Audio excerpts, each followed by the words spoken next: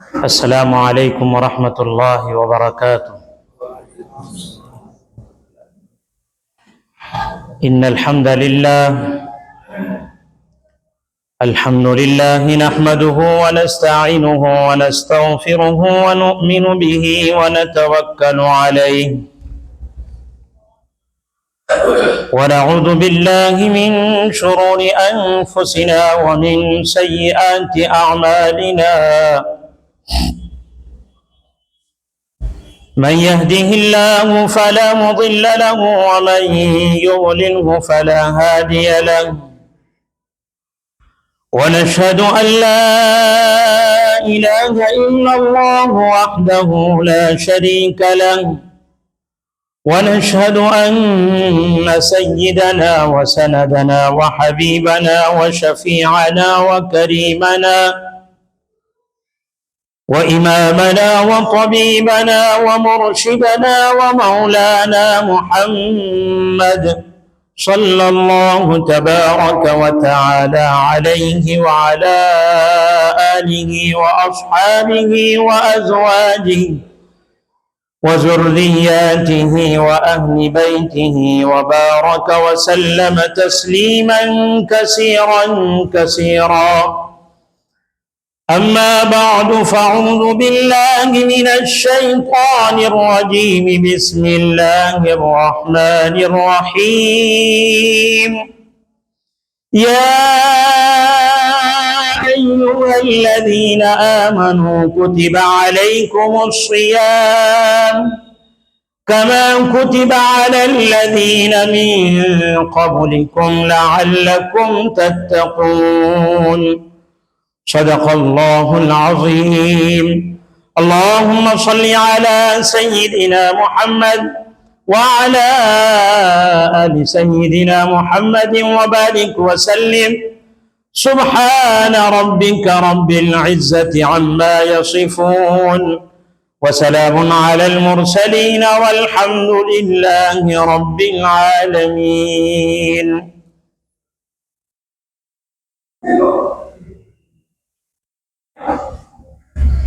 حضرات سامعین مکرم، بزرگان محترم، قابل قدر قابل احترام نوجوان ساتھیوں،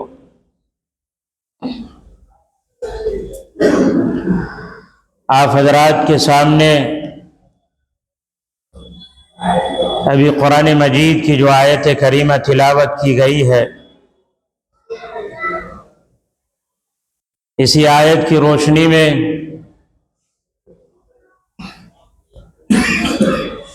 رمضان المبارک کے فضائل، روزوں کے فضائل کے تعلق سے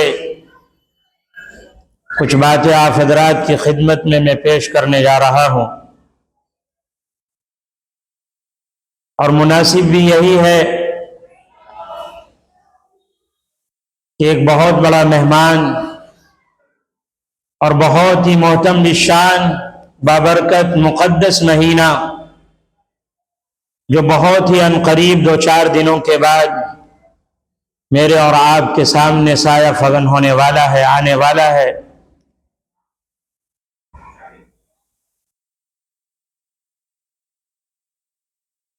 اسی مہینے کے تعلق سے میں کچھ باتیں آپ حضرات کی خدمت میں پیش کرنے جا رہا ہوں۔ اللہ عز و جل جو باتیں سامنے آئے مجھے بھی اور آپ حضرات کو بھی عمل کرنے کی توفیق عطا فرمائے۔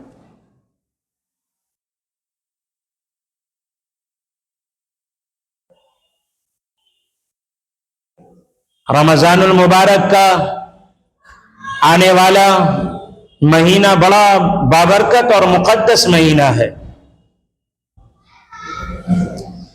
یہ مہینہ بہت سارے انوار و برکات، بہت ساری بے شمار رحمتیں اور نعمتیں لے کر ہمارے اور آپ کے سامنے آ رہا ہے،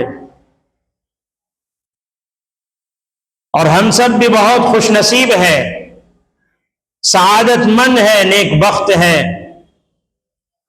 کہ ہم اور آپ ایسے بابرکت مقدس مہینے کو ایسی حالت میں پا رہے ہیں کہ ہم اور آپ صحت مند ہے، تندرست ہے، صحت یاب ہے، بالکل ہر اعتبار سے تیار ہے. تو یہ اللہ عز و جل کی طرف سے میرے اور آپ کے لیے بہت بڑی خوش نصیبی کی بات ہے.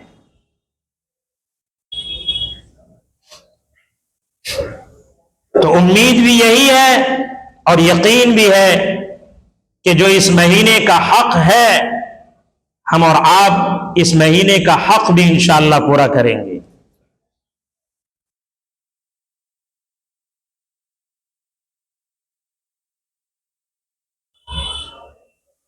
ایک صحابی ہیں حضرت عبداللہ ابن عمر، وہ روایت کرتے ہیں کہ میں نے اللہ کے رسول صلی اللہ علیہ وسلم کو یہ ارشاد فرماتے ہوئے سنا، اسلام کی بنیاد 5 چیزوں کو قرار دیا ہے. یعنی اسلام کے ارکان اور ستون 5 ہے.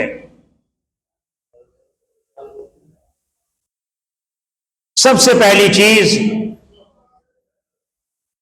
اسلام کا سب سے پہلا بنیادی رکن، ہمارا کوئی معبود نہیں ہے اور محمد الرسول اللہ صلی اللہ علیہ وسلم اللہ کے سچے رسول ہیں.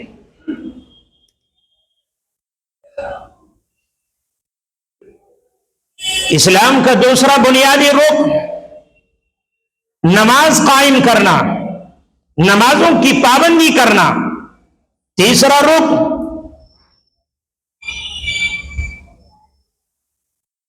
جب رمضان المبارک کا مہینہ آئے تو روزے رکھنا. چوتھا رکن جن لوگوں پر زکوٰۃ فرض ہے ان لوگوں کے لیے ضروری ہے کہ وہ زکوٰۃ ادا کریں، وہ زکوٰۃ کی ادائیگی کریں، زکوٰۃ ادا کرنا.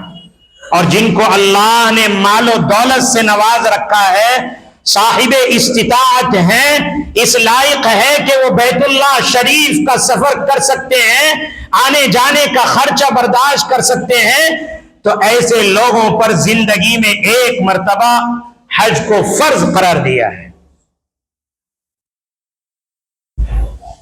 چنانچہ حضرت عمر بن خطاب رضی اللہ تعالی عنہ سے مروی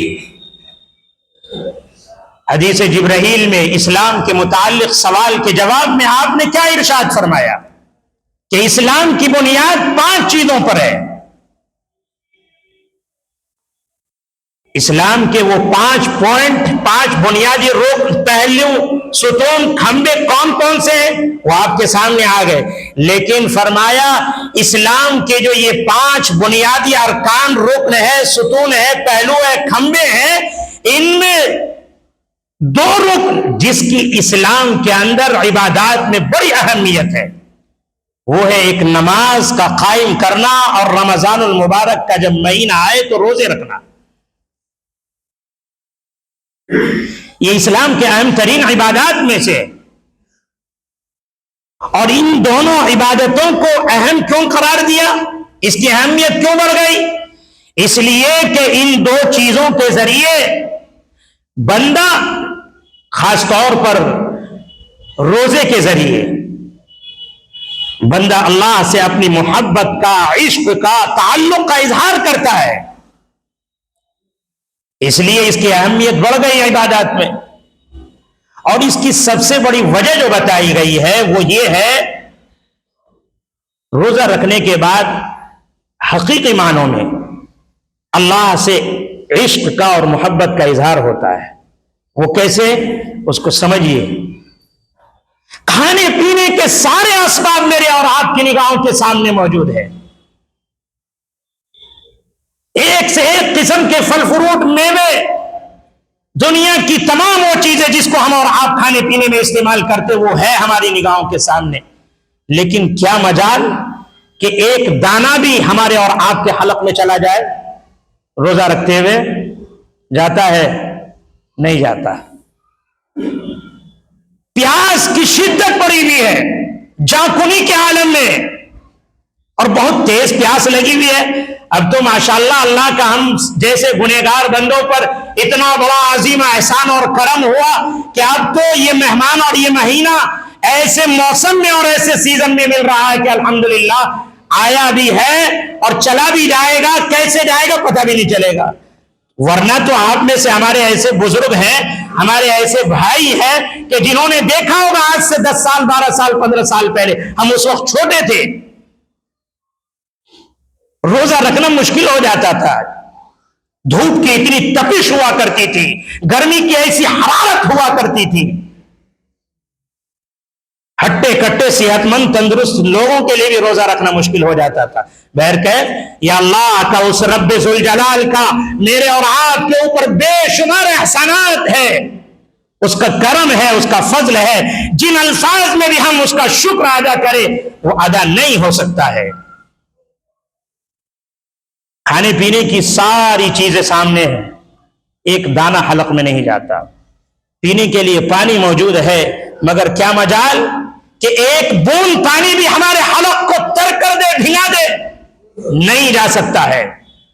دن بھر بھوکا پیاسا رہ کر، دھوپ کی شدت کو برداشت کر کے، پیاسا رہ کر بھوک کی شدت کو برداشت کر کے، جب شام کے وقت سورج ڈھلتا ہے تو بندہ اس رب ذوالجلال کے حکم سے اس کی فرما برداری اور اس کی اطاعت میں صرف اور صرف کس لیے کہ میرے رب مجھ سے خوش ہو جائے، یعنی میرے رب کی خوشبو بھی مجھے حاصل ہو جائے، میرا رب میرا پروردگار مجھ سے راضی ہو جائے، اور میرے رب کا جو تقرب ہے، قرب ہے، وہ مجھے حاصل ہو جائے، مل جائے۔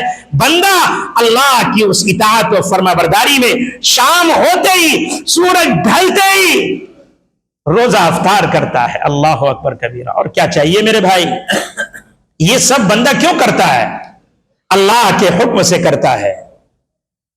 اور ان چیزوں کے اندر آپ سن رہے ہیں، یہ سب کچھ جو انسان برداشت کرتا ہے، اتنی بڑی قربانی پیش کرتا ہے، اس کے ذریعے بندہ اپنے پروردگار سے، اپنے رب سے، اپنے مالک سے، اپنے خالق سے محبت اور عشق کا اظہار کرتا ہے۔ اس لیے تو اللہ تبارک و تعالیٰ نے فرمایا کہ روزہ میرے لیے ہے اور میں خود اس کی جزا دوں گا، یعنی میں اس کا خود بدلہ دوں گا، اور دوسرے روایت میں ہے میں خود اس کا بدل ہوں، وَأَنَا أُجْزَى بِهِ۔ کتنا بڑا انعام ہے ہمارے اور آپ کے اوپر۔ بہرکیف میرے بھائیو، یہ بڑا مقدس بابرکت مہینہ ہے جو آ رہا ہے، ہم اور آپ اس کی قدر کریں گے انشاءاللہ تعالی۔ اللہ تبارک و تعالی نے قرآن مجید کے اندر روزے کا مقصد خود اپنی زبان میں بیان فرمایا، یا ایھا الذین آمنوا کتب علیکم الصیام کما کتب علی الذین من قبلکم لعلکم تتقون۔ اللہ فرماتا ہے اپنی کتاب قرآن مجید میں کہ اے میرے بندوں اور بندیوں، جانتے بھی ہو، اے ایمان والو تم جانتے بھی ہو، سمجھتے ہو روزہ رکھنے کا مقصد کیا ہے؟ کیا صرف بھوکا پیاسا رہنا، نفسانی خواہشات پر کنٹرول رکھنا، اسی کا نام روزہ ہے؟ روزے کا مقصد اللہ بیان کرتا ہے، بتاتا ہے لعلکم تتقون، کہ لوگوں روزے کا مقصد تقوی کا حصول ہے، یعنی تم بہترین متقی اور پرہیزگار شریف نیک انسان بن جاؤ، اللہ والے بن جاؤ۔ تقوی کس کو کہا جاتا ہے؟ تقوی ضبط نفس کا نام ہے۔ تقوی کا معنی مفہوم کیا ہے؟ تقوی ضبط نفس کا نام ہے، ہمارے جو نفسانی خواہشات ہے اس کے خلاف چلنا، اس کے خلاف جنگ کرنا۔ آدمی کہتا ہے نا کہ اللہ کے راستے میں لڑیں گے، دین کی اشاعت، اس کی تبلیغ کے لیے، دین کو پھیلانے کے لیے، اسلام کا جو پیغام ہے، قرآن کا جو پیغام ہے، شریعت کا جو پیغام ہے، دوسروں تک پہنچانے کے لیے لڑائی لڑنا، صرف اسی کا نام جنگ نہیں ہے، بلکہ ہمارا اور آپ کا جو نفس چاہتا ہے، گناہوں کے کرنے پر مائل کرتا ہے، آمادہ کرتا ہے، ابھارتا ہے، اس کے خلاف اپنے آپ کو چلانا، لڑنا، یہ بھی جنگ ہے، یہ بھی جنگ ہے۔ اور آپ کو معلوم ہونا چاہیے یہ پیٹ اور نفسانی خواہشات یہ گناہ کے دو سب سے بڑے دروازے ہیں. سب سے زیادہ گناہ جو وجود میں آتے ہیں ہم اور آپ کر بیٹھتے ہیں وہ اس پیٹ کی وجہ سے اور ہمارا جو نفس چاہتا ہے. انہی دو چیزوں کے ذریعے سب سے زیادہ گناہ وجود میں آتے ہیں.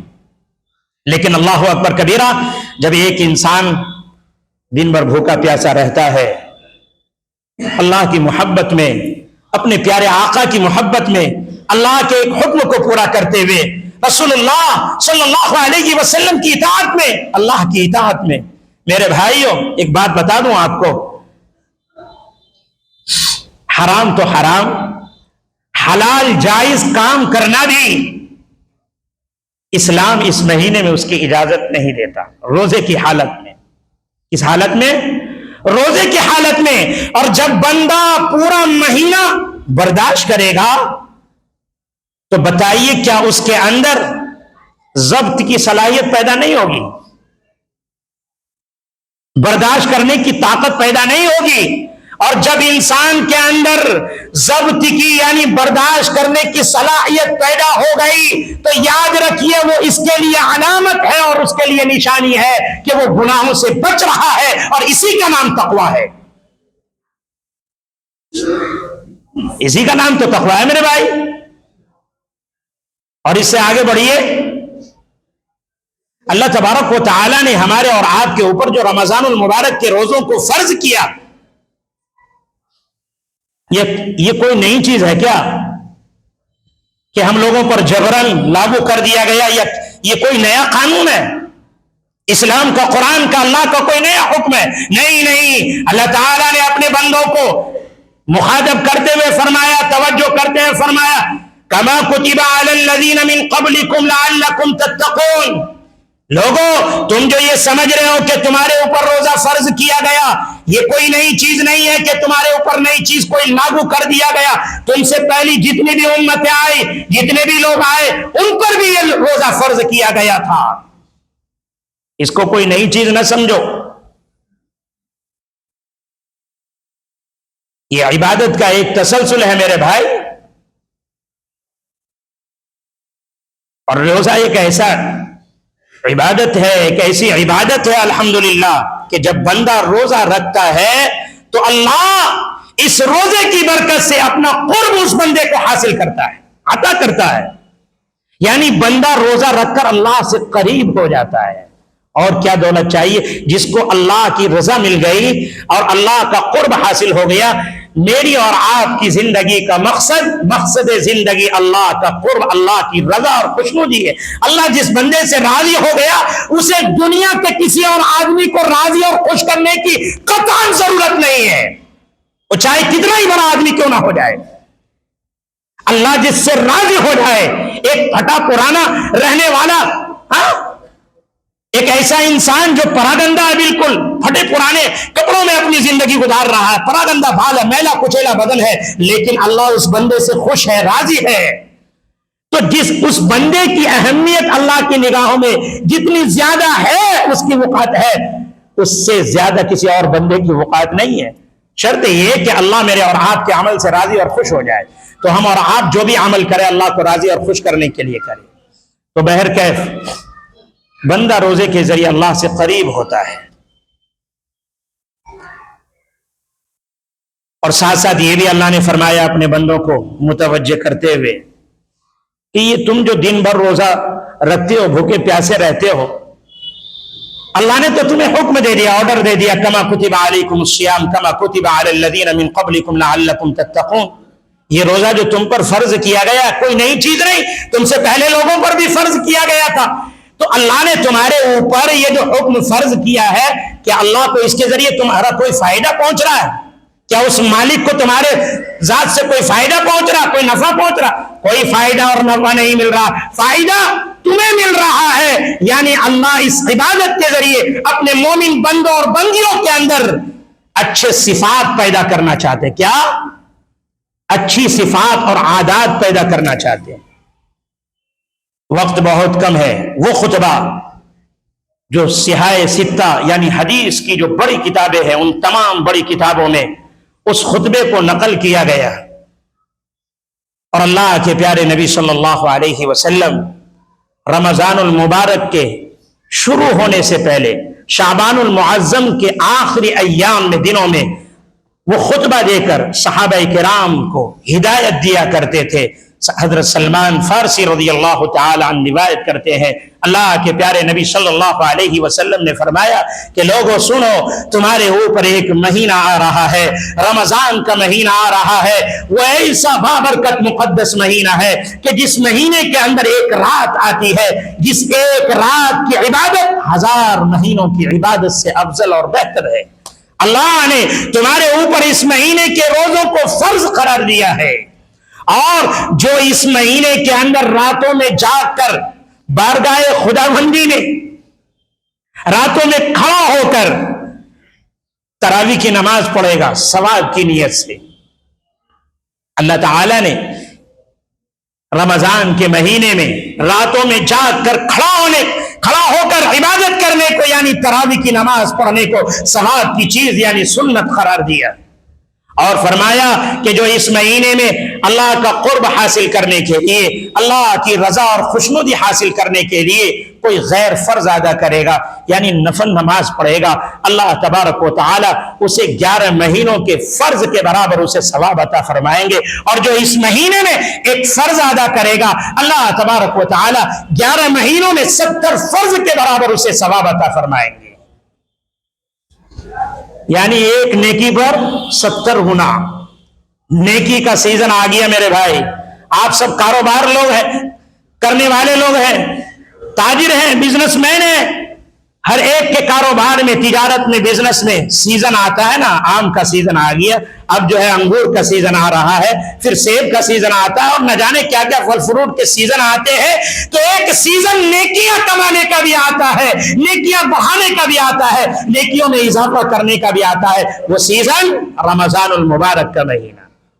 میرے بھائی یہ مہینہ صبر کا ہے اور صبر کا بدلہ جنت ہے. یہ مہینہ غم خاری کا ہے. آنے والا مہینہ ایسا بابرکت مہینہ کہ اس مہینے کے اندر مومن کا، ایمان والے کا، مسلمان کا، کلمہ پڑھنے والے کا رزق، روزی روٹی بڑھا دیا جاتا ہے. فرمایا جو اس مہینے کے اندر کسی بھوکے پیاسے کو، روزے دار کو روزہ افطار کرائے گا، اس کا روزہ کھلوائے گا، اللہ تبارک و تعالی اس کی مغفرت فرما دیں گے اور اس کو جہنم کی آگ سے بچا لیں گے. میرے بھائیو، صحابہ نے عرض کیا یا رسول اللہ صلی اللہ علیہ وسلم، ہم میں سے ہر صحابی تو اتنی استطاعت، طاقت، قوت، صلاحیت نہیں رکھتا ہے کہ کسی روزے دار کو روزہ افطار کرائے، اس کا روزہ کھلوائے. یہ ثواب، یہ نیکی، یہ اجر ہم پھر کیسے حاصل کریں گے؟ قربان جائیے رحمت للعالمین، امام الانبیاء، فخر موجودات، حضور سرور دو عالم صلی اللہ علیہ وسلم کی ذات گرامی پر آپ نے جواب میں ارشاد فرمایا، صحابہ گھبراؤ نہیں. اگر کوئی انسان کسی روزے دار کو روزہ افطار یعنی اس کا روزہ کھلوا دے، ایک کھجور کے ذریعے بھی، یا ایک گلاس پانی کے ذریعے، یا ایک گھونٹ پانی کے ذریعے، یا ایک لسی کے ذریعے بھی، یا شربت کے ذریعے، اللہ تبارک و تعالی اس پر بھی اس کو یہی اجر عطا فرماتے ہیں. اور فرمایا جو اس مہینے میں اپنے خادموں، ملازموں، کارندوں، چپراسیوں، کام کرنے والوں کے بوجھ کو ہلکا کر دیتا ہے، اللہ اس کی مغفرت فرما دیتے ہیں، اللہ اس کو جہنم کی آگ سے بچا لیتے ہیں. میرے بھائی بہت بابرکت مہینہ آ رہا. فرمایا اس مہینے میں 4 کام پابندی سے کرو. 2 تو اللہ کی رضا اور خوشنودی کے لیے ہے. سب سے پہلی چیز، سب سے پہلا عمل جس کو پابندی کے ساتھ اس مہینے میں اٹھتے بیٹھتے چلتے پھرتے جہاں بھی رہیں گے دکانوں مکان میں کرنا ہے. سب سے پہلا عمل کلمہ طیبہ لا الہ الا اللہ کا خوب ورد کرنا ہے. دوسرا عمل استغفار کی کثرت رکھنا ہے. 2 عمل ایسے ہیں جس سے کسی کو چھٹکارا نہیں، آزادی نہیں. وہ ہے اس مہینے میں اپنے لیے بھی جنت کی طلب کرے، اپنے لیے بھی جنت مانگے، اپنی پوری امت کے لیے جنت مانگے. اور فرمایا چوتھا عمل جہنم سے پناہ مانگے، اپنے لیے بھی اور پوری امت، اپنے تمام بھائیوں کے لیے بھی کریں گے انشاءاللہ. اللہ کے نبی صلی اللہ علیہ وسلم نے فرمایا اس مہینے میں اگر کوئی انسان کسی روزے دار کا روزہ افطار کرا دے ایک گلاس پانی کے ذریعے بھی، اللہ تبارک و تعالی اس کو میری حوض سے ایسا پانی پلائیں گے کہ جنت میں داخل ہونے تک اس کو کبھی پیاس نہیں لگے گی. الحمدللہ آ رہا ہے بڑا بابرکت مہینہ، قدر کریں گے انشاءاللہ، روزے بھی رکھیں گے، تراویح کی نمازوں کا بھی اہتمام کریں گے، گناہوں سے بچیں گے۔ اللہ کہنے سننے سے زیادہ ہم سبوں کو عمل کی توفیق عطا فرمائے، آمین۔ وما علینا الا البلاغ۔ جن حضرات نے سنت ادا